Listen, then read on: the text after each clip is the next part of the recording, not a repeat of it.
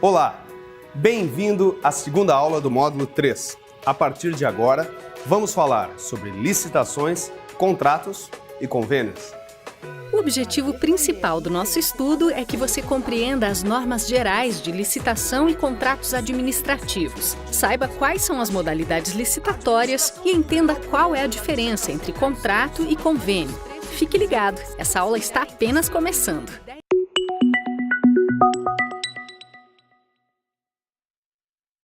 Tente lembrar da última vez que você precisou adquirir algum produto ou serviço. Provavelmente você fez uma pesquisa e aí escolheu uma das opções, certo? Da mesma forma, na iniciativa privada, quem tem uma empresa vai ter a liberdade para escolher a opção que mais lhe agradar. Mas, quando se trata da administração pública, não é bem assim.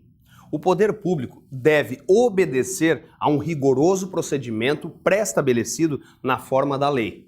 Este procedimento é chamado de licitação.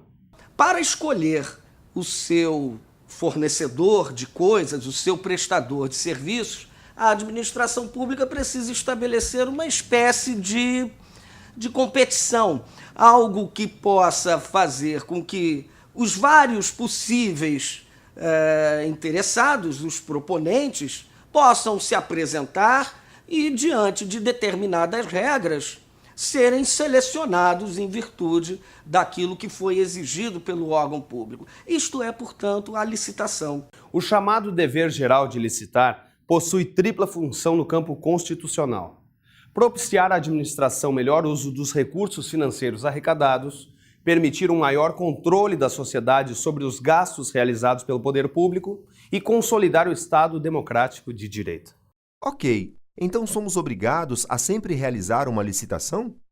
Não sempre. Apesar da licitação ser uma regra geral na administração pública, ou seja, obrigatória, pode deixar de ser exigida em casos específicos. E quais seriam estes casos? 3 são as circunstâncias em que a norma legal permite o afastamento do dever geral de licitar. Em determinados casos, a lei permite que, ao final do período de vigência do contrato, a administração contratante pode optar por não realizar nova licitação para o período seguinte, mas estender no tempo a duração do contrato findo. Depois, temos casos de dispensa de licitação. São situações nas quais a norma legal reconhece que o dever de licitar pode ser suprimido, em detrimento de uma maior vantagem para a administração em não realizar o torneio, a exemplo das contratações de pequeno valor e dos casos emergenciais. E, por fim, os casos de inexigibilidade de licitação, em que a realização do certame é inviável. A lei e a Constituição impõem ao poder público o dever geral de licitar, mas a aplicação dessas regras deve observar outro importante conjunto normativo, os princípios de direito. Veja a seguir quais são estes princípios.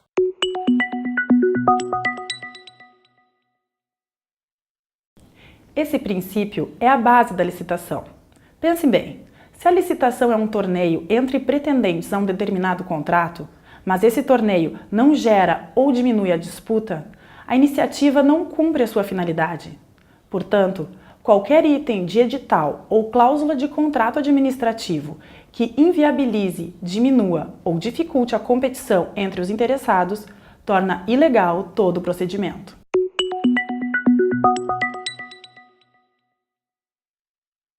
Por falar em edital, ele é o regulamento supremo de uma licitação. Por conta disso, a administração deve atender o que manda o edital.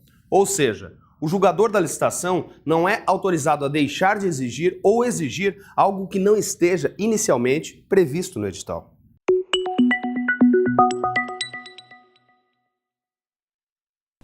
Nenhuma norma é criada sem que tenha uma finalidade a atingir, um direito ou um bem a tutelar. É o caso do princípio chamado sigilo das propostas. É importante esclarecer que o sigilo se refere também aos documentos de habilitação. A finalidade deste princípio é garantir igualdade de condições na formulação de propostas, assim como proteção à administração contra a eventual formação de cartéis ou conluios.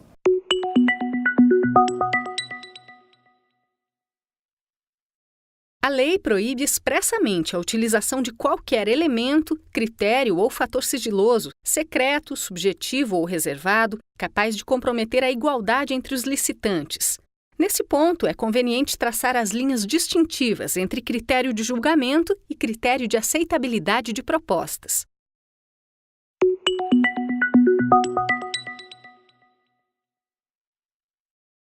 Este princípio é muito interessante. Ele surgiu com a modalidade pregão e trata da forma que deve ser conduzida a instrução e julgamento da licitação realizada nesta modalidade. E vocês sabem, né? A modalidade pregão tem como destaque a desburocratização do procedimento e a agilização dos processos de contratação. Verdade. O princípio da celeridade permite a simplificação dos procedimentos, tornando-os menos formalistas e visando o aproveitamento do maior número possível de propostas na licitação.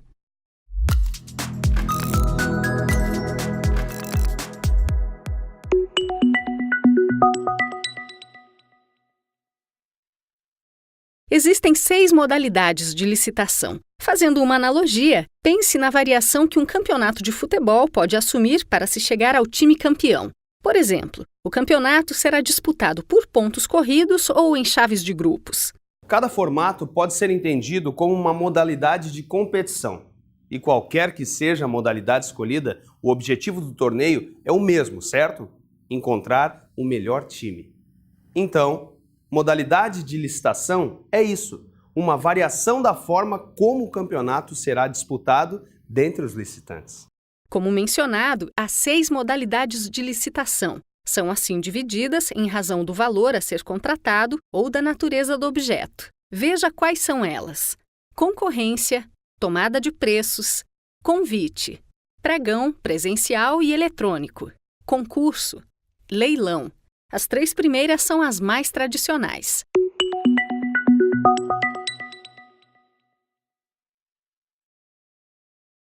Assim, a administração pública, ao promover a licitação, em que, em princípio, todos podem participar, pode optar basicamente por 3 espécies de critérios de seleção deste fornecedor. O mais comum deles é, verdadeiramente, o preço mais baixo. Chamamos isso de tipos de licitação, e aquele que define o vencedor é o que propõe aquele negócio pelo menor valor.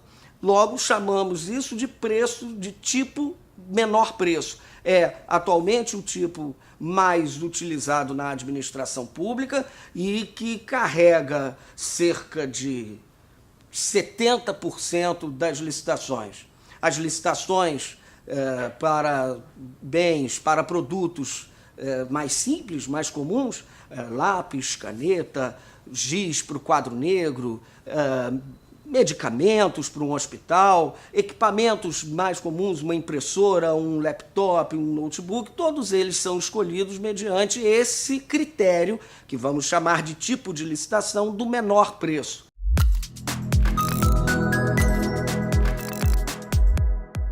Esta forma de licitação pode ser feita pelo menor preço por item. Lembre-se que o artigo 15, inciso 4º do Estatuto, condiciona o administrador a promover as compras, sempre que possível, de forma subdividida em tantas parcelas quanto necessárias. O objetivo é aproveitar as peculiaridades do mercado. Sim, mas isso em produtos que admitem aquisição de forma autônoma, como material de escritório, suprimentos de informática ou material de limpeza. A licitação realizada no tipo menor preço por item concentra vários itens que serão julgados, cada qual como se fossem uma licitação isolada.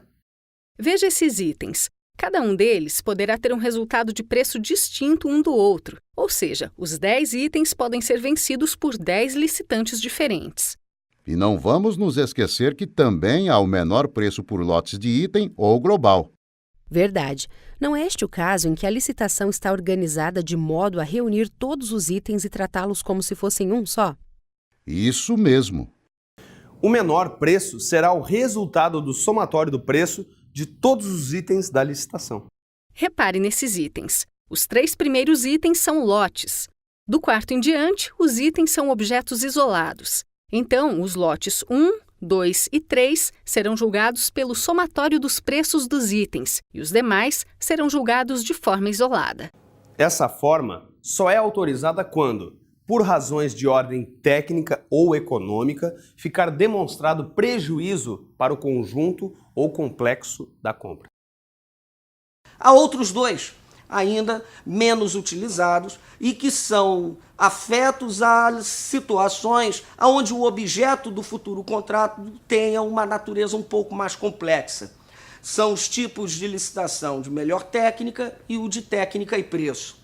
O tipo de melhor técnica é aquele em que eu não levo em consideração necessariamente o preço, muito embora ele também componha a seleção da proposta futura mais vantajosa. Mas eu levo em consideração a capacidade técnica e a técnica da proposta. Digamos que é uma situação onde a solução que a administração pretende tenha uma possibilidade de variação técnica na sua resposta. Digamos que a administração pretenda contratar uma empresa especializada em desenvolvimento de software. É um objeto de natureza claramente complexo, envolve uma série de questões que não se pode definir mediante apenas e tão somente pelo preço. De nada adianta o preço ser baixinho e a solução tecnológica não ser adequada. Neste caso, a administração poderá optar pelo tipo de licitação ou critério de julgamento da proposta de melhor técnica ou de técnica e preço, porque a solução técnica pode ser variável e há a possibilidade de que um proponente apresente uma solução técnica mais interessante, mais adequada, mais moderna do que a administração propunha inicialmente. A diferença entre os tipos de licitação de melhor técnica e preço é que, na primeira, eu tenho apenas a consideração da solução técnica da proposta. A melhor solução técnica seria a vencedora dentro do limite de preço que a administração estabeleceu. Na licitação de técnica e preço, haverá uma comparação objetiva entre a solução técnica da proposta, então teremos uma proposta técnica, e a solução de preço, teremos uma proposta comercial. A comparação entre os dois e a ponderação entre a técnica e o preço definirá o vencedor. Eu costumo dizer que são licitações, principalmente a segunda de técnica e preço, em que o vencedor é aquele que apresenta o melhor custo-benefício. Na licitação de técnica e preço, nem sempre o que traz a melhor solução técnica será o vencedor, pois o preço dele pode ser tão elevado que passa a não compensar na relação de custo-benefício desta proposta. E um outro que tenha um preço tão baixinho pode trazer uma solução técnica inadequada ou muito aquém daquela que a administração pretende.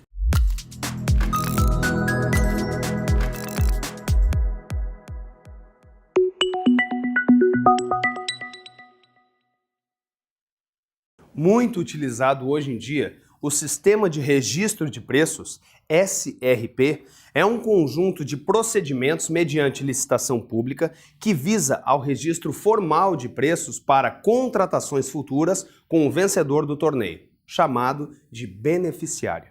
Neste caso, é realizada uma única licitação que seleciona a proposta mais vantajosa dentre as apresentadas, quase que nos mesmos moldes da licitação tradicional. A diferença é que, em vez de entregar o objeto ao vencedor no final do torneio, esse objeto tem seu preço registrado em ata, a qual sela um compromisso futuro obrigatório. Dessa forma, durante o período de no máximo 1 ano, o beneficiário deve manter o preço do objeto dentro das quantidades registradas. O SRP deve ser utilizado preferencialmente quando houver frequência nas contratações, o modo de fornecimento for parcelado, a quantidade demandável for de difícil previsão, o objeto interessar a mais de um órgão, o objeto atender a programa de governo. Além disso, há várias vantagens para a utilização do sistema, como otimização dos níveis de estoque, redução do volume de licitações, melhor aproveitamento do espaço físico, redução do índice de faltas de material e maior celeridade no atendimento das necessidades da administração. O SRP funciona da seguinte forma. O órgão gerenciador prevê que, ao longo do período de vigência da ata, máximo de 12 meses, consumirá entre 5.000 e 10.000 unidades de cartuchos de tinta. A partir disso, realiza a licitação para o registro de preços, visando a aquisição dessa quantidade prevista. Ao registrar o preço do beneficiário e publicar a ata, a administração não será obrigada a solicitar as 10.000 peças de uma só vez. Será possível solicitar determinadas quantidades ao longo do período de validade da ata. Viu como isso facilita no que se refere ao estoque? Dessa forma, a administração só adquire o produto conforme a demanda. Então, o sistema de registro de preço funciona como um cadastro, onde, ao final, aquele que participou e que venceu a licitação assina uma ata, que chamamos de ata de registro de preço, e a partir desta ata, com validade de até 1 ano, de validade de até 12 meses, poderá fornecer para o órgão aonde ele prestou, fornecer para outros órgãos que participaram do torneio, informando as suas necessidades, que é uma diferença da licitação tradicional, e ainda vender para outros órgãos que sequer participaram do torneio licitatório, que é o que chamamos coloquialmente de carona. Assim, o sistema de registro de preço ele vem a constituir-se num modo de contratação em que se preza pelo valor da economia de escala. Se um órgão pequenininho precisa contratar, adquirir, digamos, 200 canetas esferográficas é o suficiente para repor o seu estoque no almoxarifado. 200 canetas esferográficas é uma quantidade pequena. Mas se ela organiza um sistema de registro de preço, ela pode atrair vários outros órgãos que terão suas necessidades. Se ela atrai mais 9 órgãos com a mesma necessidade que ele, ao invés de promover uma licitação para 200, na verdade, aquele que vai propor o valor da caneta fará uma proposta para 2.000 canetas, porque, afinal de contas, eu tenho 10 órgãos participando do sistema que se tornará o cadastro de preços.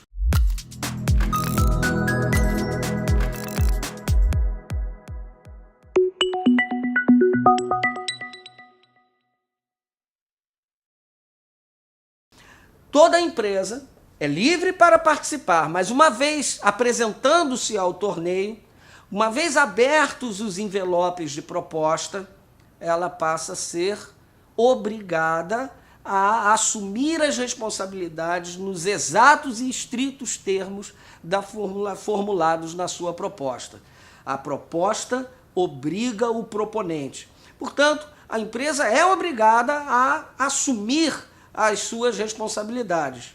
Sendo que, se a administração levar 60 dias para convocar após a data da entrega da proposta, aí sim o proponente ficará livre para aceitar ou não aceitar aquela convocação. Em resumo, portanto, a proposta obriga o proponente e, se ultrapassados 60 dias da data da apresentação da proposta sem convocação da administração, aí sim ele fica liberado do compromisso assumido. Mas, se ele, dentro do período de validade da sua proposta, esses 60 dias, recebe a convocação da administração para apresentar-se e assinar contrato e recusa, mesmo não assinando o contrato, será tratado como inadimplente integral do contrato e estará sujeito a toda a sorte das penalidades administrativas previstas na Lei de Licitações. Fiquei pensando, qual é o papel das contratações municipais no desenvolvimento da economia local? Pois é, bem interessante essa tua questão. Existe uma lei que tem por finalidade, dentre outras, o desenvolvimento da economia local e regional, por meio de mecanismos de contratação voltados para as microempresas e empresas de pequeno porte. Isso quer dizer que essas empresas podem participar de uma licitação? Podem sim. Está prevista a obrigatoriedade de haver licitações destinadas à participação exclusiva de microempresas e empresas de pequeno porte sediadas no município, desde que o valor estimado da contratação não ultrapasse R$ 80.000. No caso das contratações de maior porte ou complexidade técnica, ou seja, aquelas em que as microempresas ou empresas de pequeno porte provavelmente não reuniriam condições de disputar, o município poderá impor ao vencedor da licitação, desde que empresa de médio ou grande porte, a subcontratação parcial de até 30% do contrato. Essa medida provocaria uma maior participação do empresariado local, mesmo naquelas contratações em que normalmente não lhe fosse possível apresentar proposta. Outra medida muito interessante é a pensada para os casos de licitações para aquisição de produtos em grande quantidade. Passa a ser obrigatória a destinação de uma cota de 25% para disputa exclusiva por MEs ou EPPs.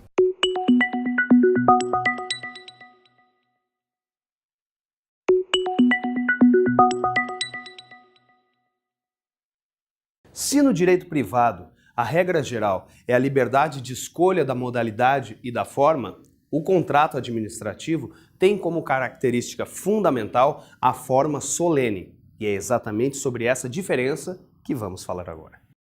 Na compra e venda de um imóvel, por exemplo, num contrato privado, os desdobramentos da relação contratual não ultrapassam os limites de interesse das partes envolvidas, comprador e vendedor, correto? Neste caso, se o negócio não é realizado ou é com certo prejuízo para uma das partes, este efeito somente dirá respeito à parte que se sentir prejudicada.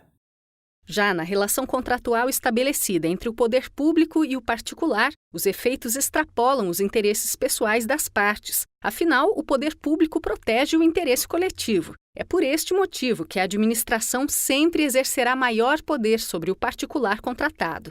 Portanto, contrato administrativo é o ajuste que a administração pública firma com o particular ou outro ente público para a consecução de objetivos de interesse coletivo nas condições estabelecidas pela própria administração. Basicamente, os contratos administrativos se distinguem dos contratos privados em razão dos poderes que possuem em relação ao contratado. Tais poderes, expressos em cláusulas chamadas de exorbitantes, são decorrentes do princípio da indisponibilidade do interesse público. Exorbitantes são as cláusulas que conferem à administração pública o poder de unilateralmente modificar, rescindir, fiscalizar a execução e impor sanções administrativas em face da execução do contrato.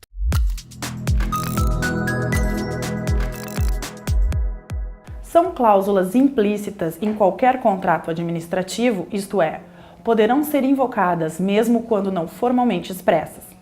Entretanto, tais cláusulas encontram limitações para sua aplicação, mesmo porque não seria favorável ao interesse público que as empresas particulares, que geram empregos e recolhem tributos, venham a sofrer constrangimento no curso da execução de uma relação contratual com órgãos da administração pública. Tanto as modificações como as causas de rescisão unilateral somente podem vir a acontecer nos casos em que forem fundamentais para o interesse público.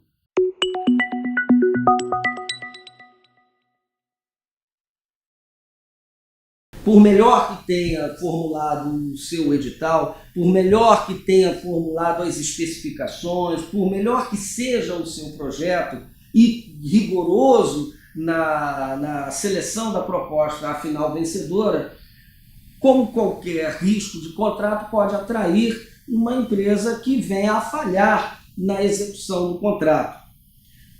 A execução do contrato, portanto, ela não dispensa, por melhor que seja a seleção, o acompanhamento adequado por meio da fiscalização. Aliás, a fiscalização do contrato é mais do que um direito da administração, é um dever do administrador público acompanhar a execução de modo que ela seja fiel à sua proposta e aos termos do contrato e que ela possa andar nos trilhos para o qual ele foi proposto. No caso de uma empresa, afinal de contas, falhar na execução do contrato, estará diante de toda a sorte das penalidades administrativas que podem a ela ser imputadas.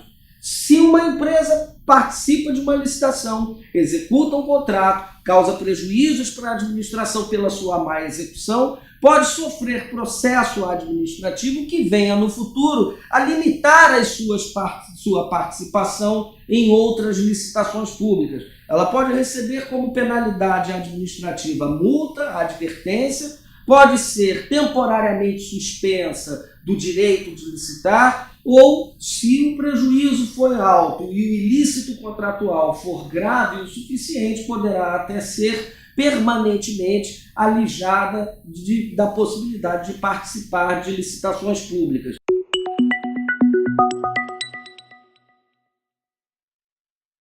O convênio vem se caracterizando como um dos instrumentos mais importantes para que as necessidades e finalidades do Estado sejam conquistadas. Enquanto no contrato as partes possuem interesses antagônicos, no convênio o interesse é comum. Vamos ao exemplo? Em um contrato de compra e venda, de um lado, o vendedor quer o maior preço possível pelo produto e deseja, na maior parte das vezes, o lucro. Já o comprador quer adquirir o produto pelo menor preço possível e visa a utilidade do bem que está adquirindo. Veja como há uma oposição de interesses. No convênio, isso não ocorre, pois há uma relação de cooperação, ou seja, as partes possuem os mesmos interesses e unem forças para que este interesse seja alcançado.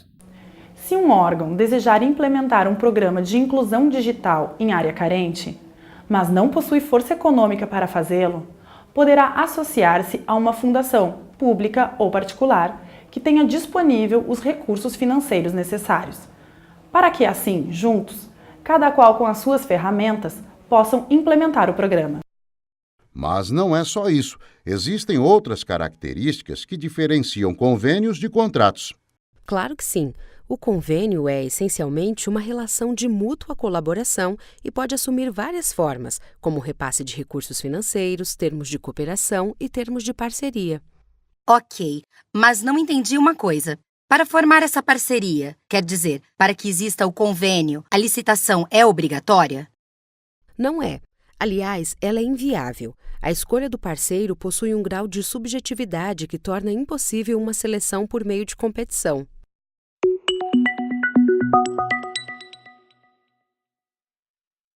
Os convênios com a União devem ser celebrados por intermédio do Sistema de Convênios, acessível no portal dos convênios, convenios.gov.br/portal. Por meio deste portal, os ministérios e demais órgãos do governo federal discriminam os programas que oferecem convênios, além de possibilitar a quem tiver interesse o acompanhamento da execução e a prestação final de contas. Contrato, interesse distinto. Convênio, interesse comum. Cada um entrando com as suas forças, com as suas capacidades, unindo os seus esforços para o atingimento finalístico daquele objetivo almejado e colimado por ambos. Nunca deixe de buscar informações. Quanto mais você souber sobre o município onde atua, mais chances tem de acertar em suas decisões e possibilitar melhor qualidade de vida à população.